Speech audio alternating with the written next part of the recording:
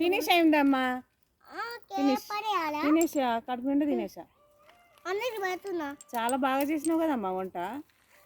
ఎవరు చేశారు? నువ్వు. నేనే. పులిహోర ఎట్లా చేసినావు అమ్మా? నేనా? నా చేతితోనే. పిల్లల కోసం తెచ్చినావా పులిహోర? ఎంత బాగా చేసినావు.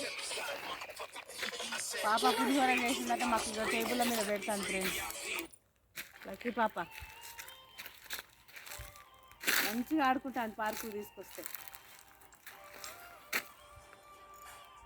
నువ్వు అందరికి వడ్డిస్తా. ఆడ బోర్ల బాడి ఉంటే నేను చక్కగా పెడతాను పడేసిన ఎందుకు ఉంటాను ఏంటి.